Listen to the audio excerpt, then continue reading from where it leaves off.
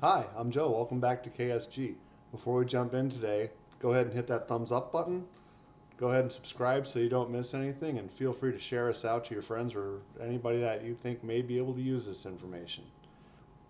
It was brought to our attention by one of our friends on the socials, Christopher W.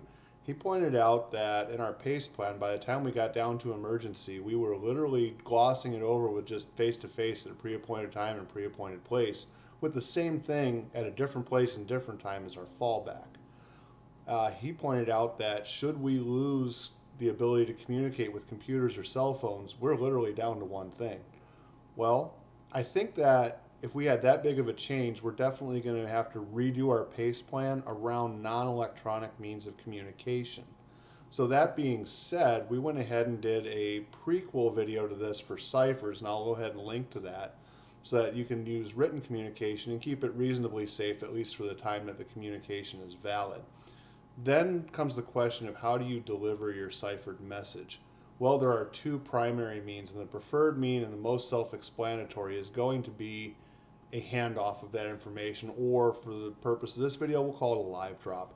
And this is where you're going to go to where people commonly meet, and you can interact with somebody without arousing suspicions, and you can hand them that information. They can then take it back, and information flows both ways. They hand it to you, you hand it to them. Everybody is better off.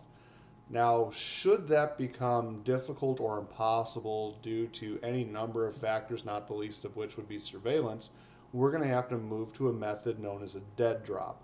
And what a dead drop is simply leaving that coded message somewhere where your liaison can easily recover it.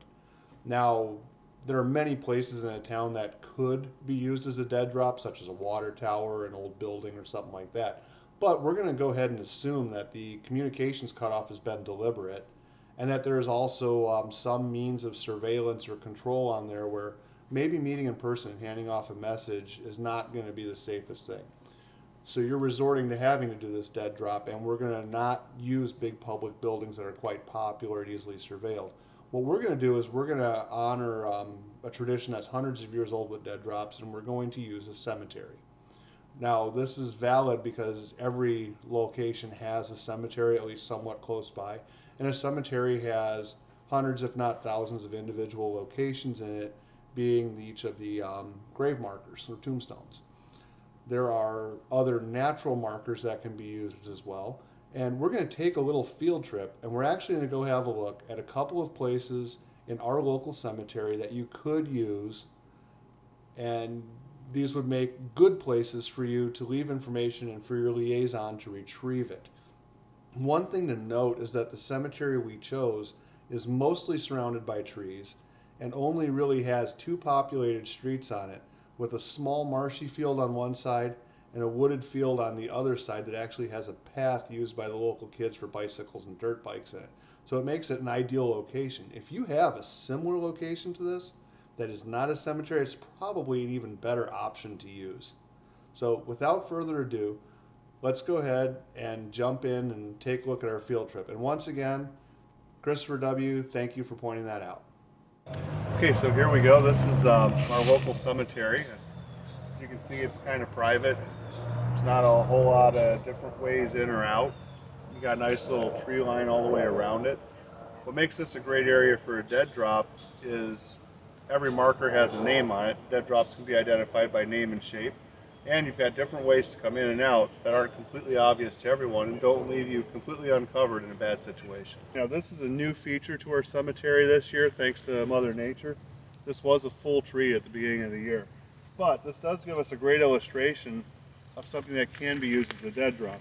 You have plenty of space where you could put a small package in here, even a USB drive, or even a full-size letter even would fit in this. This is one of the more useful places you can find. It does have some downsides though, as it's not totally protected. It is apt to change, and if we can pan around here and have a look, we're in the higher ground part of the cemetery. Now this doesn't look so bad, but as you stretch out, you can see there's some homes and things there, and that'll give you an idea of the field of view. So now coming back around full, we're going to continue down the path this way. And the way the land goes, it actually dips down, and there's a little bit of a wetland kind of marsh down there. So as we get closer to that, we're going to actually have cover from everything that's out behind us here, which is all the homes and the streets and all your avenues of approach. So we'll see you on the next segment, and we'll show you some more spots that might work out pretty good. Okay, now we're in probably what is the oldest part of the cemetery. A lot of these headstones date back to the early 1900s. Here we can see that it's a little more tree covered, and if you just look, you'll see some things that jump out at you. That bleached white headstone with the finger pointing upward, and you can take a look and see even there's that large kind of sphere or ball up on top of one of the markers up front. Those would be good places to have a dead drop and drop. One of the issues you'd see with that bleached white headstone is that there's not a whole lot of places to tuck things, and that's something you can come into, and you can end up burying your message if you really had to. That would be in something like a pill bottle or a Mylar bag or something. One thing that we would do is we would probably come into this older section, and there's a broken obelisk over here that somebody's been nice enough to put the broken piece on. If we were to come over here and look at this, there's plenty of places that you could tuck a message or a thumb drive or anything like that. This has been sitting like this for years. It's probably not likely to change anytime soon, and in the event that you're using dead drops, nobody's going to come out and be picking these up or fixing them. This would be ideal because it's easy to find. You can look around and see, you can't really see through these trees. We're in the lower land section of the cemetery. It still does get a little lower from here, but nobody can see what we're doing over here. You're very private. There's very little straight lines of vision, and there's even some trails in here that local kids and stuff ride their bikes or dirt bikes or something on. So in a pinch, you can even use that as far as a method of transportation or an avenue of approach, maybe is a better way to say it. But you could get from point A to point B with a lot fewer people seeing you. In my opinion, this is probably the best place to do a dead drop if you're going to do one in the local cemetery.